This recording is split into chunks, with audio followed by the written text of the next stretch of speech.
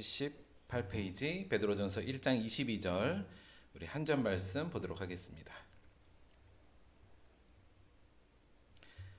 베드로전서 1장 22절 한 절의 말씀 봉독하도록 하겠습니다. 너희가 진리를 순종함으로 너희 영혼을 깨끗하게 하여 거짓이 없이 형제를 사랑하기에 이르렀으니 마음으로 뜨겁게 서로 사랑하라. 아멘. 자, 오늘은 이 말씀을 중심으로 오늘은 필라델피아 이런 제목으로 하나님의 말씀 함께 나눠보도록 하겠습니다. 그 미국 동부에 필라델피아라는 그 도시가 있습니다. 혹시 가보신 분? 저도 안 가봤고요. 근데 이게 뭐 뉴욕이나 무슨 저 LA나 뭐 이런 쪽은 유명한데 필라델피아 하면 그렇게 별로 유명하진 않잖아요. 뭐 기억나세요? 필라델피아 하면? 필라델피아 크림치즈. 유명한 거 요거 하나 정도, 필라델피아 크림치즈 정도 하나 있지 않나. 그리고 제가 굳이 필라델피아 하면 예전에 박찬호 선수가 필라델피아 필립스에 잠깐 있을 때 아마 그 월드 시리즈 무대를 밟았던 그 정도. 그래서 필라델피아에 대해서 저도 별 관심도 없고 그렇긴 한데 관심을 끌게 제 관심을 끈 건 뭐냐면 이 이름입니다. 필라델피아라는 이름인데요. 이게 왠지 좀 기독교적이잖아요. 뭔가 조금 기독교적이고 뭔가 좀 그래요. 그래서 대체 이 도시는 누가 이름을 필라델피아로 지었을까? 요거에 대해서 조금 공부를 좀 해봤더니 근본적으로 이 윌리엄 펜이라는 사람이 이 필라델피아를 건설한 사람 이렇게 볼 수 있을 것 같아요. 이게 필라델피아가 펜실베이니아 주에 있거든요. 이 사람 이름 뒤에 펜이 붙잖아요. 그것도 아마 연관이 좀 있을 텐데 어떻게 잠깐만 소개를 좀 드리면 이 사람이 영국 사람인데 1600년대에 태어났잖아요. 그때 한참 유럽이 이제 종교 개혁이 한참 진행되는 와중이었고요. 근데 이 사람이 영국 사람인데 당시에 퀘이커 교도였어요. 퀘이커라면 우리가 예전에도 잠깐 말씀드린 것 같은데 우리가 종교 개혁하면 물루터나 칼빈 이런 사람들을 우리가 생각하지만 실제로 좀 다방면에서 종교 개혁이 일어났고 그 중에서도 좀 제세례파라고 하는 다소 좀 급진적이면서도 좀 순수함을 더 강조한 좀 개혁 성향이 강한 사람들의 종교 개혁파들도 있었습니다. 그 중에서 한 영국에서 있었던 파가 퀘이커라는 그러니까 개신교의 한 종파 이렇게 보시면 되는데 그러니까 저희들은 약간 낯섭니다만 요 제세례파 사람들이 좀 저희들에겐 낯선데요. 여간 그런 퀘이커 그러니까 개신교의 한 종파고요. 이들이 이제 평등, 평화 이런 걸 굉장히 좀 강조했던 사람들이고 굳이 퀘이커 교도에 대해서 우리가 뭐 자세히 설명할 건 없습니다만 그러니까 요 퀘이커라는 말 자체가 친구라는 의미를 담고 있고요. 이 사람들의 원래 공식 명칭도 Society of Friends 이래서 친구들의 모임 약간 이런 식이에요. 그러니까 이런 기독교 이 사람이 퀘이커 교도였는데 당시에 이 종교개혁을 했던 많은 사람들이 당시에 영국에서는 성공회에 굉장히 많은 핍박을 받았고 따라서 이 사람들이 이제 신앙적 자유를 위해서 미국으로 많이 건너가지 않았습니까? 근데 그러한 주류에 있던 사람이에요. 그래서 이 사람도 퀘이커 교도로서 자신의 신앙을 좀 잘 지키고 하나님의 말씀에 따라서 자신의 신앙의 아름다운 공동체를 좀 만들기 위해서 미국으로 건너왔는데 이 사람의 좀 집안 여력이 좀 좋아서 당시에 어떤 식민지, 그러니까 지금이 있는 필라델피아 지역에 있는 식민지 그 지역을 한마디로 식민지를 개척할 수 있는 권한을 갖고 온 거예요. 그래서 이 사람이 당시에 많은 퀘이커 교도들, 자신의 신앙적 동지들과 함께 이 땅으로 와서 이곳을 개척하고 만들어서 지금의 필라델피아라는 도시가 생긴 거죠. 이 사람이 결국은 이 도시의 이름, 이 지역의 이름을 새롭게 필라델피아로 지었고 호칭했는데 이 사람이 왜 그렇게 했을까를 좀 곰곰이 생각해 볼 때 이게 개신교인이구나. 여하간 하나님을 믿는 사람이었구나. 이게 약간 좀 어떤 힌트가 되고요. 일단 이 필라델피아라는 말 자체를 좀 보면 좀 익숙하죠. 필라델피아가 사실은 이 성경의 빌라델비아 교회하고 같은 스페링이에요. 근데 발음만 이렇게 좀 하는 거죠. 근데 빌라델비아 교회가 어디에 있었던 교회냐면 소아시아 지역에 있었던 교회입니다. 이제 우리의 계시록에 우리가 자주 보잖아요. 계시록에 있는 소아시아 7교회에게 보낸 편지. 그 중에서 이제 빌라델비아 교회가 있고요. 우리가 지금 공부하고 있는 베드로전서가 어디에 있는 사람들한테 쓴 편지라고요? 소아시아 교회 지역에 흩어져 있는 그리스도인들에게 보낸 편지잖아요. 요한계시록은 대략 한 90년대경으로 저희가 쓰여질 거로 생각하는데요. 저희 베드로전서는 그보다 조금 더 이른 시기였던 것 같아요. 다시 말하면 어찌 보면 좀 같은 사람을 대상으로 쓴 성경이다 이렇게 보셔도 무방할 것 같고요. 시대는 좀 다르지만, 근데 이 빌라델비아 교회가 그 요한계시록을 보면 칭찬을 많이 받은 교회로 나옵니다. 그래서 책망이 거의 없고 이제 칭찬받았는데 뭘로 칭찬을 받았냐면 계시록 3장 8절에 보면 내가 내 행위를 아노니 내가 작은 능력을 가지고도 내 말을 지키며 내 이름을 배반하지 아니하였도다 이렇게 나와요. 그래서 당시 빌라델비아 교회가 하나님의 말씀에 대해서 능력은 작지만 능력은 정확히 뭔지는 모르겠지만 여하간 하나님의 말씀에 잘 순종한 교회로 모범적인 교회로 나오죠. 그래서 아마 그래서 그 이름을 따서 여기 필라델피아를 따서 자기가 새로 이제 개척한 식민지 안에 이름을 이 필라델비아로 지었을 것 같은 느낌도 좀 들고요. 근데 또 하나 어떤 느낌이 있냐면 이 이름 자체의 의미인데요. 이 필라델피아가 앞에 이 필라 부분 이게 필레오 해서 이게 사랑이란 뜻이고요. 뒤에 아델피아가 아델포스에서 나온 단어로서 형제예요. 그러니까 이 단어 자체가 근본적으로 사랑과 형제라는 단어가 합쳐진 말인데 이 부분이 사실 신약 성경에 굉장히 중요하게 다루어져 있는 부분입니다. 그래서 제가 볼 때는 윌리엄 펜이 여기 새로 이제 자기의 어떤 신앙적인 공동체, 신앙적인 나라를 건설하고자 할 때 성경에서 가장 중요하게 생각하는 가치 형제 사랑 이 부분하고 요 모범적인 빌라델비아 교회를 생각해서 이런 것이 물론 요건 제 추정이에요. 이런 것이 합쳐져서 이름을 필라델피아 이렇게 이름을 지은 것은 아닌가 개인적으로 그런 추정을 합니다. 사실 그래서 윌리엄 펜이 제가 볼 땐 이러한 어떤 그 신앙적 동기가 있었기 때문에 실제로 추적해 본 어떤 그 자료에 의하면 당시 미국 사람들이 그 식민지화 할 때 워낙 인디언들을 많이 학살하기도 하고 그랬잖아요. 그래서 피해 역사이기도 한데 실제로 이 윌리엄 펜은 실제로 어떤 그 인디언들의 땅을 뺏는 것이 아니라 그들과 조약을 맺고 그들에게 적당한 어떤 대가를 지불하고 땅을 얻고 그래서 인디언들에게도 굉장히 호의적인 모습을 보여서 당시에 많은 인디언들이 필라델피아 지역으로 모였다는 이야기도 실제적으로 역사적 기록에 있는 거 보면 이 사람이 이 형제 사랑에 대한 어떤 이 가치를 구현하고 싶은 부분이 분명히 있지 않았나 그런 생각도 같습니다. 이것도 뭐 상식적으로 좀 알아주면 좋을 것 같고요.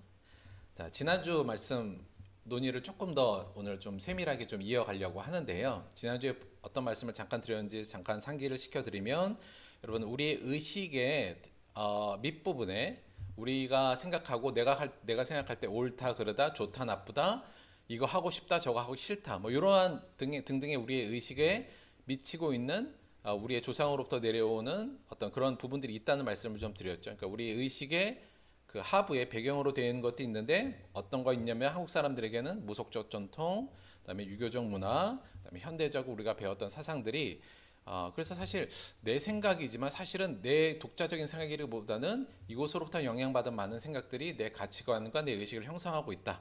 이것을 알아야 된다는 말씀을 좀 드렸고요. 근데 이 상태에서 우리가 예수를 믿을 땐 기독교라는 새로운 가치와 의식 세계, 가치 체계가 들어오는 거잖아요.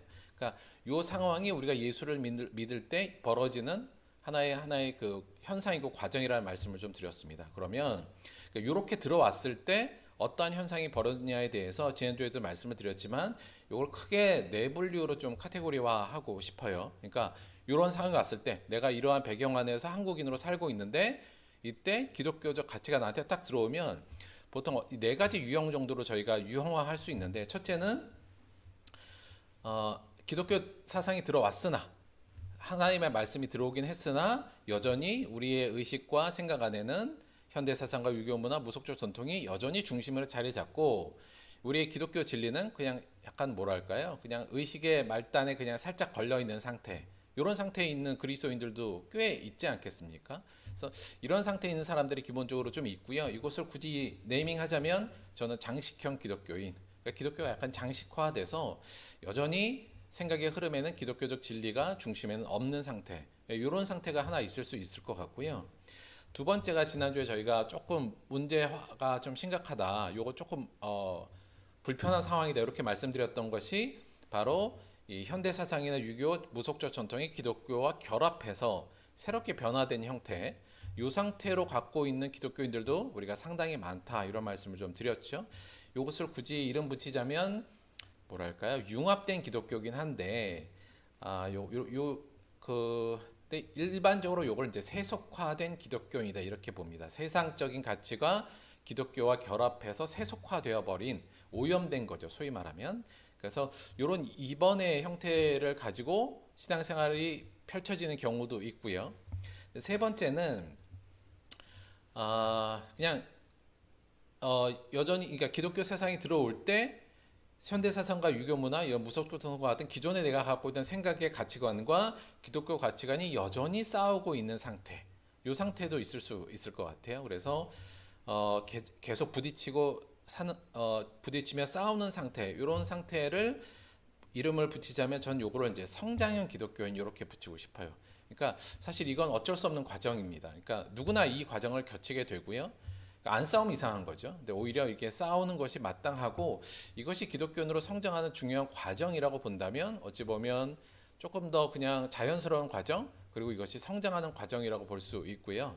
네 번째는 제일 좋은 단계, 지난번에 말씀드렸지만 기독교적 진리가 내 의식과 생각과 가치관을 전체적으로 중심에서 갖고 있고 나머지 한국적 특징들이 기독교화되어서 우리 안에 같이 좀 사는 거, 요 정도. 물론 완전히 다 빠져나가고 기독교만 있으면 좋겠지만 현실적으로는 요 정도가 저희가 추구하는 가장 좋은 기독교인의 모습이다. 이렇게 저희가 생각해서 요 부분은 성숙한 기독교인 이렇게 이름을 좀 붙일 수 있을 것 같아요. 그래서 물론 좀 더 물론 사람마다 다 다르긴 하겠습니다만 요 네 범주 안에서 자신의 신앙적 위치를 일단 좀 찍어보는 게 좀 필요합니다. 그러니까 왜 그러냐면 우리가 어떠한 것을 성취하려면 기본적으로 성취하려는 내 목표가 분명해야 되고요. 두 번째는 내 위치를 정확히 아는 게 중요하거든요. 그러니까 내 위치를 알아야 내가 어떻게 해서 어떻게 하면 저 성취하겠다 이게 그림이 나오는데 내 상태를 잘 모르면 사실 어디로 가야 될지 몰라서 방황하는 경우가 많습니다. 그래서 기본적으로는 내 위치를 이 안에서 좀 찍어보는 게 좋지 않나라는 생각이 좀 들어요. 부담스럽지만 여러분의 위치를 찍으면 어느 정도 될까요? 많이 왔다 갔다 하시기도 하죠. 그러니까 이게 좀 찍기가 그래서 좀 어려울 수도 있는데 개인적으로는 대부분이 3번 정도이지 않을까 이렇게 기본적으로 생각을 하고요. 여기서 약간 좀 몇 마디를 좀 드리자면 1번 이 중에서 제일 위험한 건 뭘까요? 제가 볼 때는 좀 2번이 그래도 더 위험한 것 같습니다. 왜냐하면 2번이 4번으로 가려면 어떻게 해야 되냐면 요게 한번 분리가 돼야 돼요. 다시. 그러니까 내 안에 지금 결합되어 있던 어떤 현대 사상이나 유교적 사상이나 무교적 사상 같은 것들이 내 안에서 한번 걸러져서 분리가 돼야 되고 다시 3번으로 갔다가 4번으로 가야 되잖아요. 근데 2번이 이게 분리되는 게 굉장히 어렵습니다. 그러니까 화학적 결합이 이미 되어버리면 이게 분리가 좀 잘 안 돼요. 그래서 그렇다고 그럼 불가능하냐? 그건 아닌 것 같습니다. 근본적으로 생각할 때 제가 2번에서 3번으로 넘어온 과정이 제가 얘가 아닌가? 저는 약간 그런 생각을 가져요. 그래서 물론 불가능한 건 아니다. 그러나 조금 어려운 부분은 분명히 있다. 이런 생각이 좀 들고요. 그럼 여러분 이 범주 중에 제일 신앙생활 할 때 힘든 사람이 누굴까요? 3번이 제일 힘들어요. 왜냐하면 1번, 2번은 별로 안 힘듭니다. 별로 힘들지 않겠죠? 뭐 별로 갈등의 요소가 없어요. 그리고 4번도 아무래도 조금 더 편안한데 3번은 늘 힘들어요. 그러니까 3번은 기독교인이 3번은 늘 이게 막 내적 싸움도 있고 그래서 신앙생활이 좀 피곤합니다. 근데 말씀드렸지만 3번이 뭐라고요? 성장형 기독교인. 성장하려면 기본적으로 피곤함이 전제되어 있다. 그러니까 내가 신앙생활 하는데 너무 편하다. 이러면 1, 2번 아니면 4번이거든요. 4번이 아니면 1, 2번이면 위험한 거잖아요. 그러니까 내가 이제 신앙생활하는 게 굉장히 난 좀 피곤해. 이게 정상이다. 요거 기본적으로 그것도 좀 생각하시고요. 중요한 건 1번이건 2번이건 3번이건 모두 다 4번으로 가야 된다.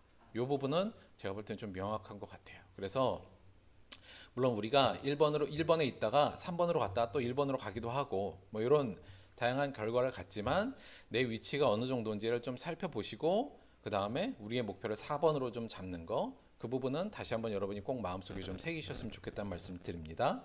그거와 연관해서 이 부분을 통해서 그러니까 여간 1, 2, 3번이 다 4번으로 좀 갔으면 좋겠는데 또 그러야만 하는데 이 지점에서 저희가 우리에게 들어오는 머릿속에 떠오르는 질문이 한 두 가지 정도 있을 수 있을 것 같아요. 그 당위성 안에서 첫째는 뭐냐면 이건 좀 본질적인 겁니다만 여러분 꼭 4번으로 가야 될까요? 그냥 1번이나 2번이나 뭐 3번 정도 해도 그래도 다 구원받는 거 아니에요? 구원받으면 됐지 굳이 4번까지는 안 가도 되는 거 아니에요? 이런 생각을 가질 수도 있을 것 같아요. 4번으로 굳이 안 가도 될까요? 이걸 뭐 굳이 저희가 약간 구원의 문제와 결부시켜서 하면 조금 복잡한 문제가 있고요. 그냥 제가 볼 때는 무조건 4번으로 가야 됩니다.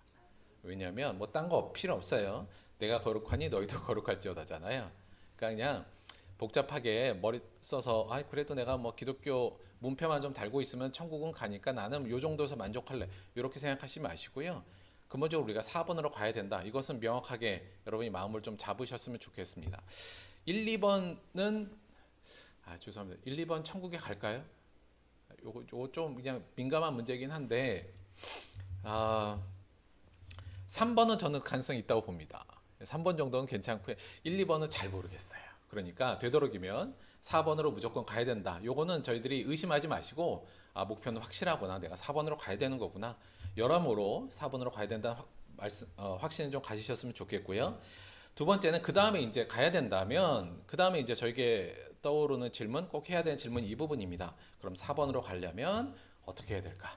그렇죠? 내가 지금 1번에 있으면 어떻게 하면 4번으로 갈 것이며 2번에 있으면 어떻게 4번으로 가고 3번에 있는데 사실 우리가 대부분 3번이라고 생각합니다만 3번에 있더라도 이 싸움에서 이기는 경우가 열에 한두 번 정도밖에 안 되잖아요.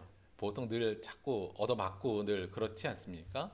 그러면 어떻게 하면 3번에서 우리가 승리해서 4번의 모습으로 내가 좀 변화될 수 있을까? 그러니까 그 방법론에 대한 부분을 분명히 물어야 돼요. 그리고 저희들이 관심을 가져야 되고 찾아가야 되는 거니까 오늘은 요 4번으로 그럼 가려면 우리가 어떻게 하면 좋을까? 이 문제에 대해서 조금 더 생각을 해봐야 될 것 같다는 생각을 좀 해보려고 합니다.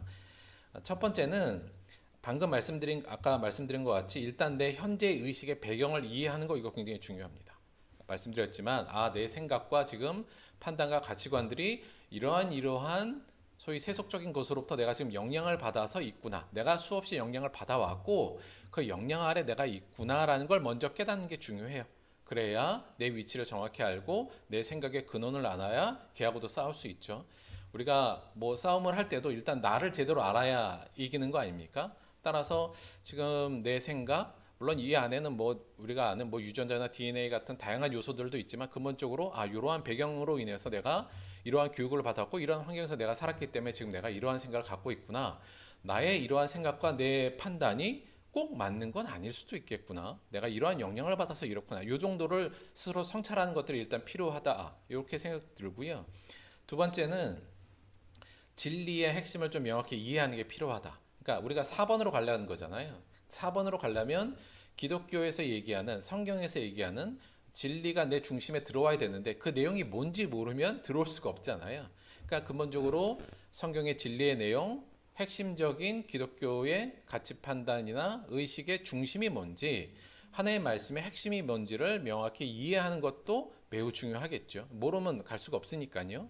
그래서 이 두 가지는 뭐 2번은 우리가 열심히 성경 공부도 하고 성경도 읽고 또 말씀도 공부하고 뭐 이런 과정을 통해서 저희가 오는 거고요. 1번은 저희들이 좀 깨닫고 스스로 성찰하는 시간들이 많이 좀 필요하다. 그래서 기도 시간들도 이걸 통해서 기도에 통해서도 이런 것들을 좀 만들었으면 좋겠다는 생각이 좀 있고요. 그래서 일단 1, 2번은 기본적으로 갖고 있어야 4번으로 갈 가능성이 있습니다. 그런데 오늘은 요 1, 2번보다도 세 번째 부분을 조금 더 중요하게 생각하고 이야기하려고 해요.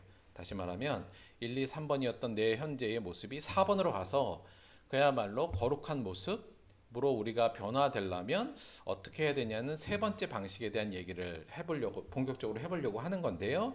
그 세 번째 방식, 어떻게 하면 우리가 4번으로 갈 수 있는가에 대한 세 번째 방식이 오늘 본문에 나와 있습니다. 그래서 오늘 본문을 좀 공부하면서 방법을 좀 찾아보도록 할게요. 오늘 본문 말씀 좀 보겠습니다.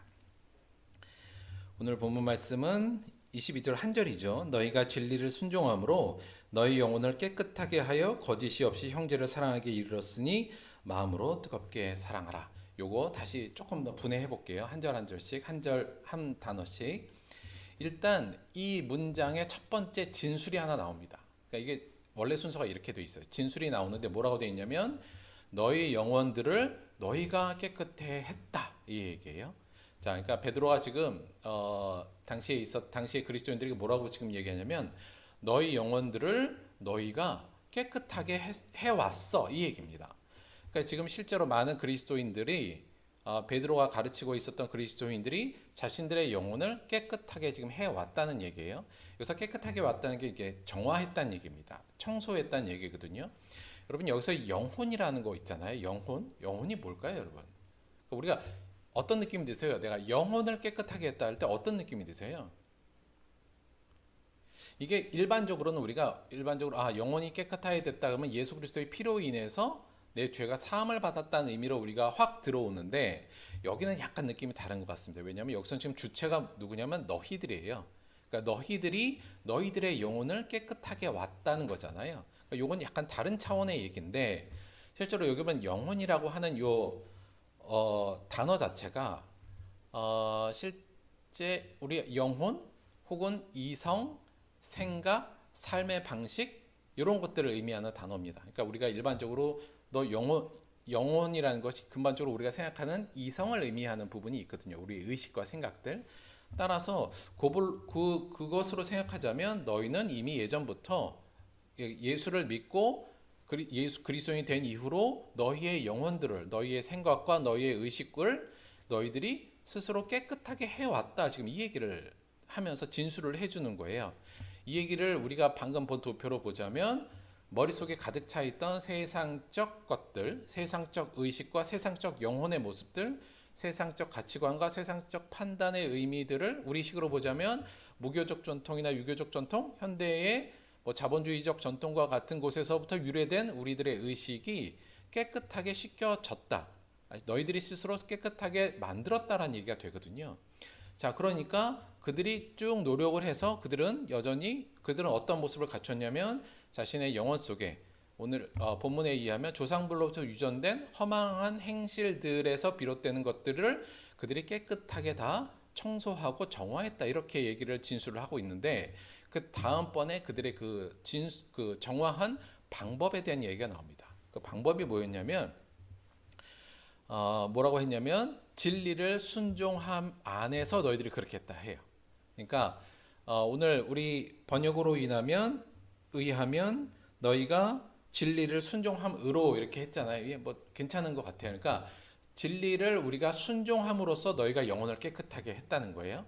다시 말하면 우리 머릿속에 있었던 세상적인 의식과 세상적 영혼의 잔재들이 뭘 통해서 나가게 되고 깨끗하게 됐냐면 진리를 순종함으로. 진리를 실천하는 거죠. 이게 순종함으로 했다는 것이 오늘 말씀의 내용입니다. 그리고는 그 다음에 어떻게 또 하나 약간 부연하고 설명하고 있는데요. 뭐냐면 거짓 없는 형제 사랑으로 이렇게 돼 있어요. 그러니까 여기에 나오는 형제 사랑이 요 그대로 읽으면 필라델피아입니다. 그러니까 여기에 필라델피아가 나와요. 그러니까 요걸 헬라어로 읽으면 이게 필라델피안 이렇게 되는데 필라델피아예요. 그러니까 근데 여기서 약간 문제라기보다는 그 주석적인 조금 어려움이 있긴 있는데, 그러니까 이거를 오늘 성경에서는 이걸 이제 목적으로 봤어요. 그러니까 진리를 순종함으로 너희가 영혼을 깨끗게 해서 어디에 다다랐냐면 거짓 없이 형제를 사랑하는 데까지 이르렀다. 이제 어떤 목표로 봤는데 그것도 저는 괜찮은 것 같아요. 맞는 것 같은데 조금 더 이 부분을 이렇게 이해하는 게 제가 볼 때는 조금 더 이해가 쉬운데요. 뭐냐면 차라리 여기 진리를 순종함으로 인해서 그들이 깨끗해졌잖아요. 근데 여기 무슨 진리일까요? 뭘 순종한 거예요? 할 때 이 진리를 부연하는 설명이 두 번째 이야기라고 저는 좀 보는 게 조금 더 쉬울 것 같아요. 다시 말하면 우리가 진리라고 하면 성경에 있는 다양한 복음 전체를 얘기합니다만 예수 그리스도의 십자가를 얘기하기도 하고요. 그렇지만 예수님의 말씀을 우리가 진리로 표현하잖아요. 그러니까 예수님의 진리, 예수님의 말씀의 핵심이 뭐였어요? 세 계명을 주노니 뭐예요? 서로 사랑하라. 우리가 산상수훈에서도 많이 공부했던 부분이지 않습니까? 그러니까 여기에 진리가 대체 무언가를 설명하는 부분이 그 다음으로 따라 나왔다, 이렇게 볼 수 있을 것 같아요. 그래서 다시 말씀드리면 이 필라델피아를 하는 필라델피아를 순종함으로, 필라델피아를 너희들이 실천함으로 너희가 영혼이 깨끗해졌다. 지금 이렇게 되는 거고요. 거기 하나 더 붙어서 그 필라델피아긴 한데 거짓 없는, 위선 없는 사랑. 그러니까 형제를 사랑하고 형제를 사랑하는 것에 있어서 위선 없는 사랑이 하나 더 붙은 거예요. 근데 여기서 한 가지 좀 고민스러운 게 있어요. 뭐냐면 이 필라델피아인데, 필라델피아가 앞에가 사랑하고 형제가 붙은 단어란 말씀을 드렸잖아요. 그럼 이 두 단어의 의미, 이 관계 설정을 우리가 어떻게 하면 좋을까가 조금 어려운 부분인 것 같아요. 그러니까 뭐냐면 형제를 사랑하라냐, 그렇죠? 아니면 어떻게 또 해석이 가능할까요? 형제로 생각하고 사랑하라냐, 뭐 이런 정도가 있을 것 같아요. 그러니까 근본적으로는 우리가 이제 여기서 형제 사랑이라고 하면 많이들, 그러니까 교회 안에, 그러니까 여기서 형제를 사랑하는 건 혈육의 형제를 사랑하라는 의미는 아닐 거잖아요. 혈육에 있는 형제만 사랑하라 그 얘기는 아닌 것 같고, 이 형제를 우리가 그 교회 안에 공동체 안에 모든 사람을 우리가 형제 자매로 보니 공동체 안을 사랑해라, 공동체 안에 모든 사람들을 사랑해라, 이렇게 볼 수 있고요. 그런데 이렇게만 보기에는 예수님의 말씀이 조금 우리한테 좀 걸리는 부분이 있죠. 왜냐하면 예수님께서는 너를 사랑하는 사람만 사랑하는 게 무슨 의미가 있겠느냐까지 말씀하셨잖아요. 그래서 저는 여기서의 그 필라델피아의 의미를, 형제 사랑을, 모든 일을 형제처럼 사랑하라, 이렇게 이해하는 게 더 좋을 것 같다는 생각이 들어요. 그러니까 한마디로 이 앞에 진술을 내용을 보자면 이 내용을 통해서 당시의 그리스도인들이 어떻게 자신의 영혼을 정화했는가를 볼 때 그들이 거짓 없이 모든 일을 형제처럼 사랑하라는 예수님의 그 진리의 말씀, 명령을 실천함을 통해서 그들의 영혼이 깨끗하게 되었다라고 지금 이야기하고 있는 거죠. 그러니까 여기서 저희들의 궁금해했던 부분에 굉장히 중요한 핵심이 나온 겁니다. 뭐냐면 뭐예요? 방법은 세 번째, 그 방법이 뭐냐면 진리를 순종함으로 해요. 다른 식으로 얘기하면 필라델피아를 실천함으로 그들의 영혼이 깨끗해졌다. 이렇게 될 수 있거든요. 그 다음 말씀은 그와 연결되는 건데요.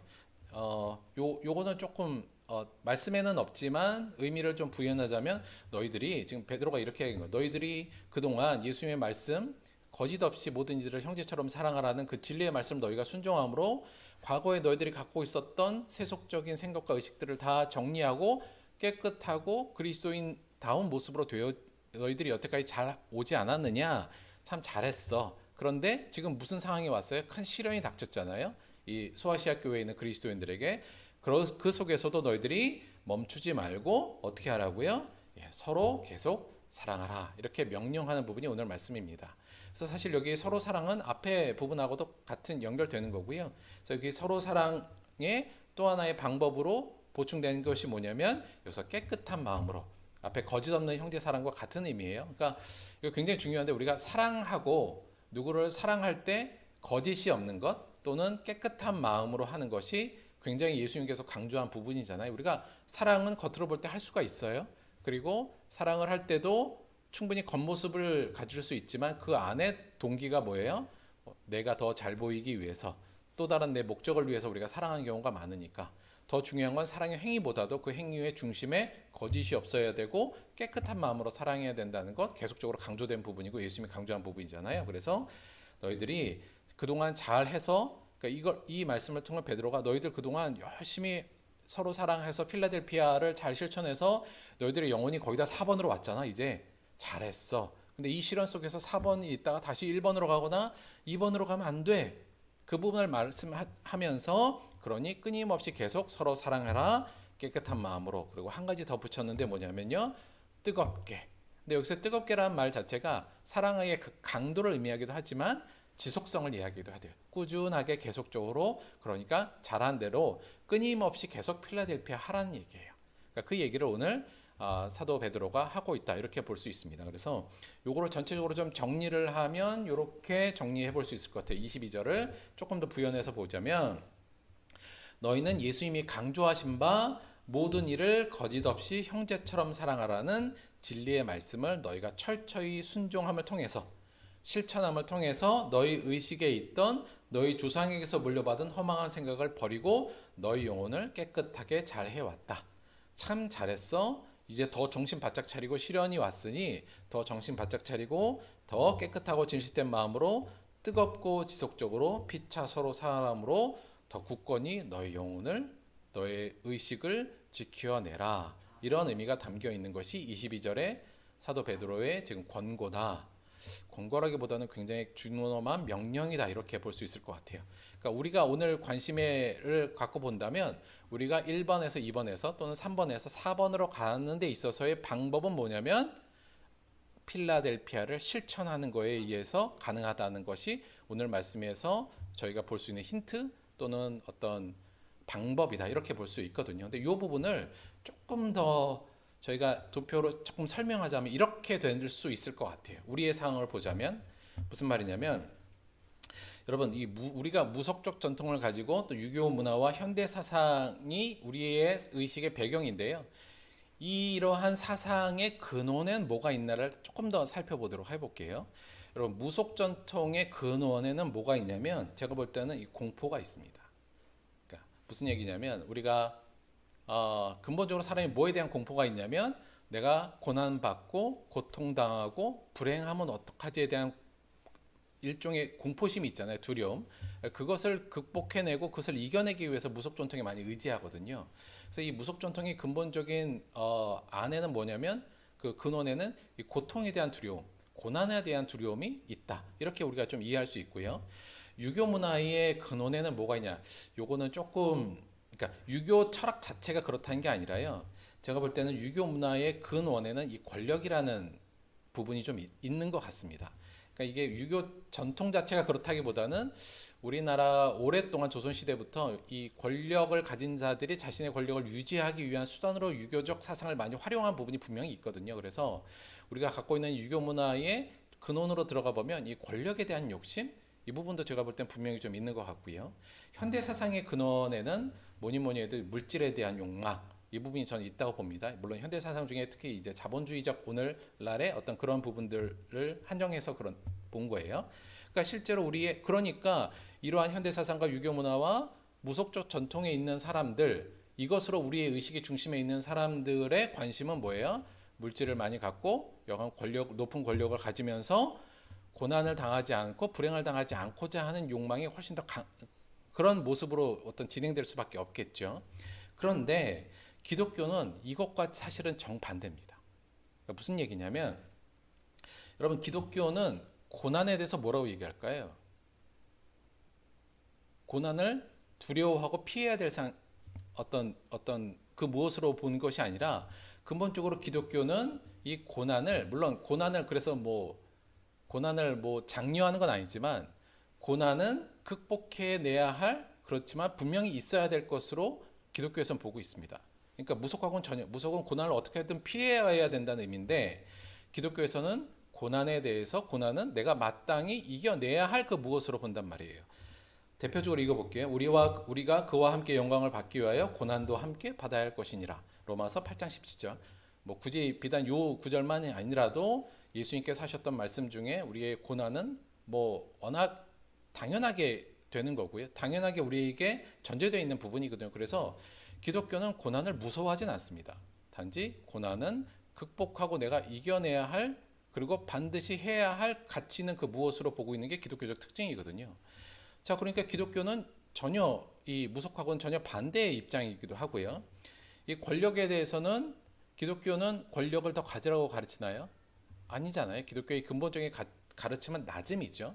낮아지는 것이 기독교의 근본적인 가르침이지 않습니까? 우리가 예수님의 말씀으로만 그냥 하나로 단정지어서 보자면 너희 중에 큰 자는 너희를 섬기는 자가 되어야 하리라. 그렇죠? 우리가 다 아는 말씀이고요. 또 예수님께서 늘 하셨던 거, 높은 자리에 앉으려 하지 말고 등등 해서 기독교는 우리에게 낮음을 강조하고 있잖아요. 그러니까 사실 유교 문화의 그 권력을 가지려고 하는 그 부분과도 정반대의 모습이고요. 물질에 대해서 생각해 보자면 이건 기독교는 당연히 비물질이죠.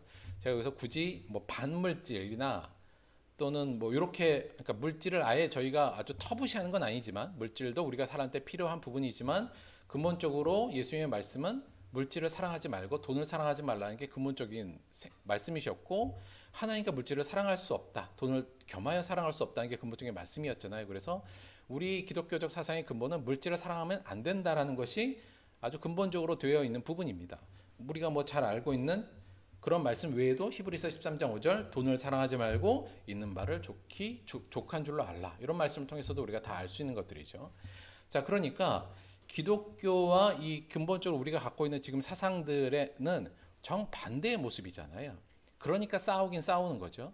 그리고 갈등이 생기는 건데 이 얘기는 다른 측면으로 얘기하자면 하나가 점령이 되면 다른 하나는 발붙일 수가 없다는 얘기입니다. 그렇겠죠. 전혀 상반된 것들이니까 반대편에 있는 것들이니까 하나가 들어오면 다른 것들은 물러나고 버려질 수밖에 없는 어떤 그런 구도가 되어 있다는 거죠. 자, 근데 여러분 우리가 이 고난을 감내하면서 늘 낮고 겸손한 마음으로 물질을 사랑하지 말고 뭘 하라는 거예요. 그래서 그게 바로 필라델피아라는 겁니다. 성경에서 우리가 모든 일을 형제처럼 사랑함에 있어서 뭐가 필요해요? 정말 이 말씀을 지키려면 물질에 대한 사랑을 내려놔야 되고요. 알다시피 형제를 정말 사랑하려면 뭐가 필요해요? 뭘 꼭 거쳐야 돼요? 고난을 거칠 수밖에 없잖아요. 근본적으로 자존심도 좀 내려놔야 될 게 워낙 많으니까 근본적으로 고난과 고통이 좀 있고요. 또 누군가를 근본적으로 사랑한다는 것은 거짓 없이 사랑한다는 것은 내가 그보다 훨씬 더 낮음의 위치에서 섬길 때 가능한 거지 않습니까? 뭐 겉모습으로만 하면야 모르겠습니다만 진실로 사랑하려면 내가 정말 낮음의 위치에 가 있어야 이게 가능한 거잖아요. 그러니까 이 가치들은 실제로 필라델피아라는 예수님의 가르침을 함에 있어서 반드시 수반되는 가치들이거든요. 그래서 우리가 필라델피아를 열심히 실천하면 어떻게 돼요? 우리 안에 낮음이 형성되고 고난을 견뎌내는 힘이 생기면서 물질을 사랑하지 않는 모습이 되지 않습니까?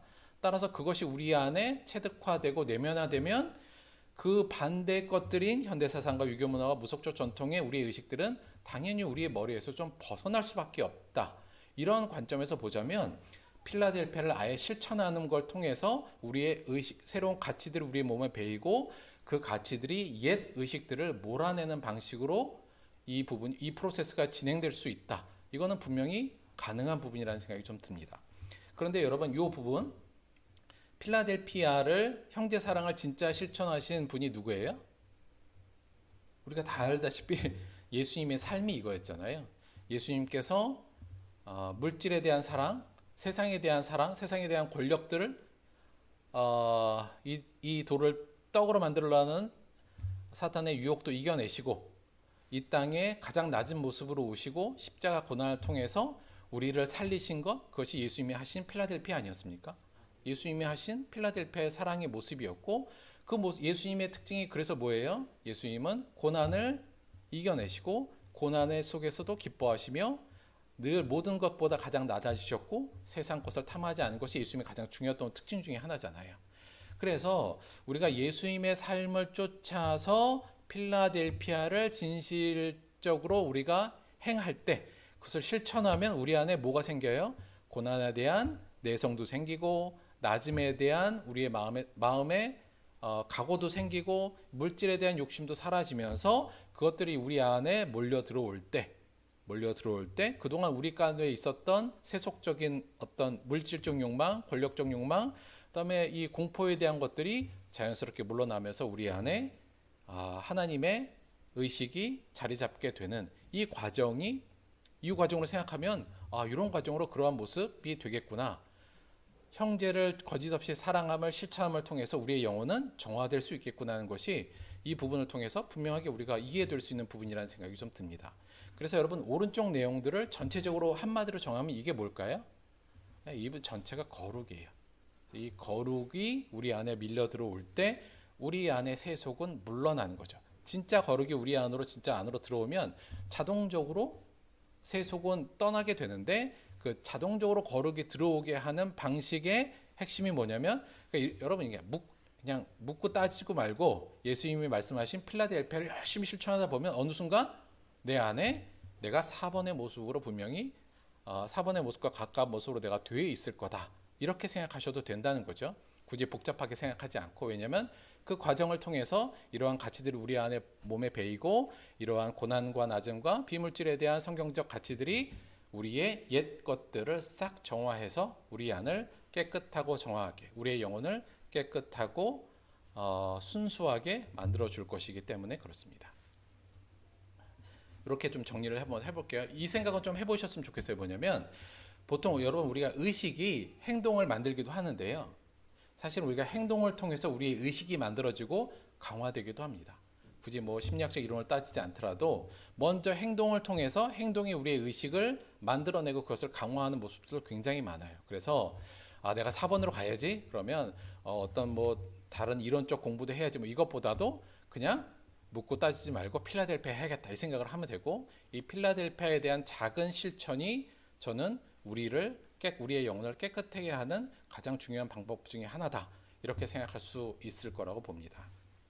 마지막으로 이렇게 볼게요. 여러분 이렇게 우리 말씀 정리할게요. 필라델피아, 여러분 저와 여러분은 필라델피아로 가야 됩니다. 제 목회적 목표예요. 필라델피아로 우리 함께 갑시다. 필라델피아에 대한 신종, 모든 이들을 형제처럼 바라보고 거짓 없이 사랑하는 그것이 우리의 영혼을, 우리의 의식을 깨끗하게 만들어 갈 겁니다. 이걸 잊지 마시고 우리 필라델피아, 우리의 삶에 이 문구를 좀 가슴에 묻어주셨으면 좋겠어요. 그렇게 되면 어떻게 될까요, 여러분?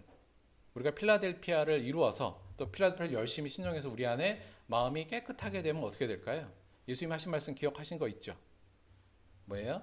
마음이 청결한 자는 복이 있나니 무슨 복을 받아요? 하나님을 볼 겁니다. 열심히 필라델피아, 우리 이거 뭐 큰 거 아니잖아요.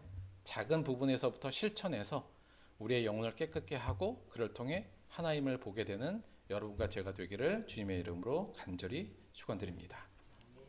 말씀 생각하면서 우리 함께 잠시 기도하는 시간 갖겠습니다.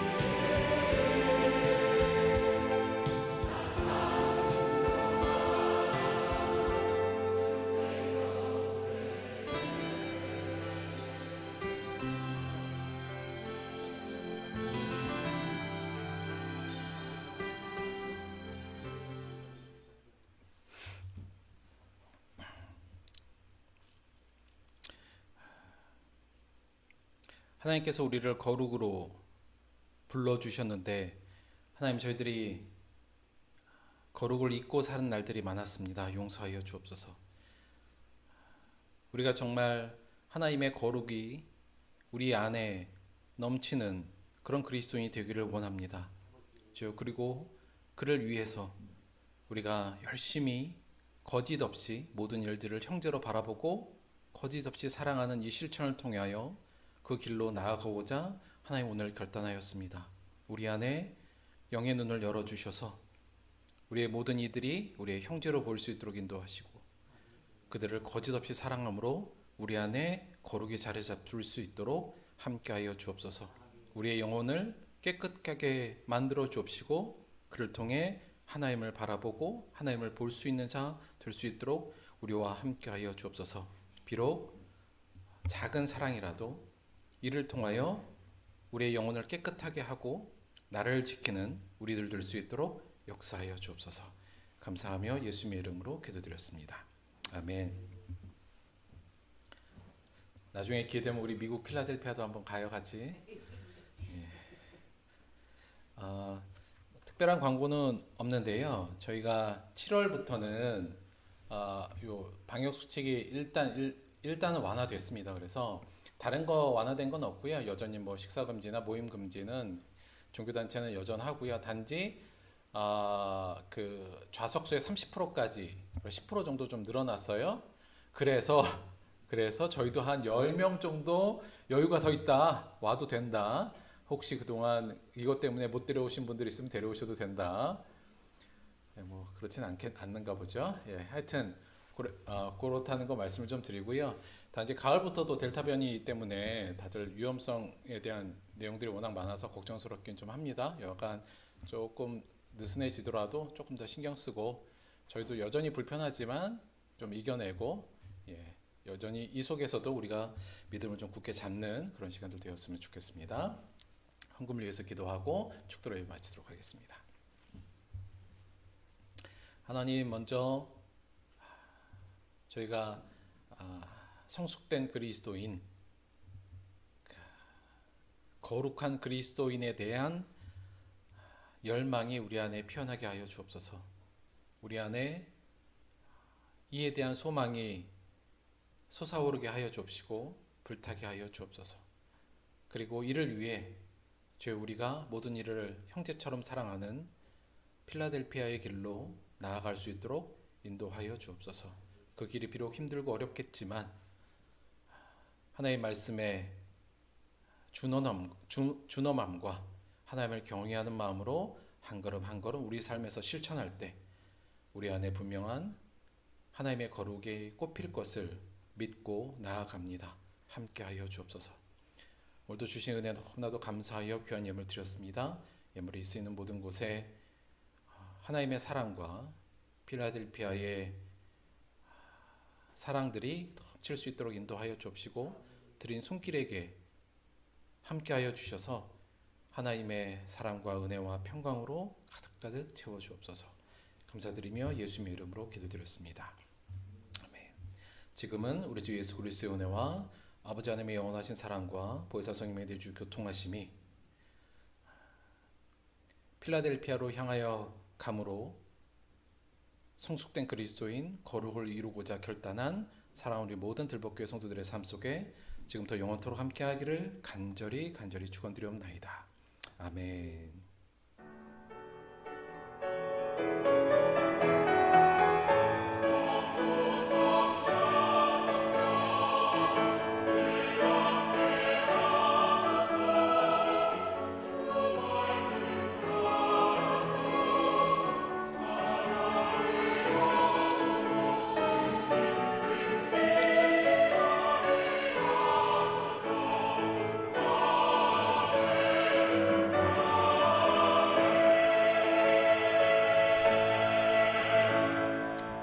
수고하셨습니다. 하나님께 감사의 박수 드리겠습니다. 감사합니다.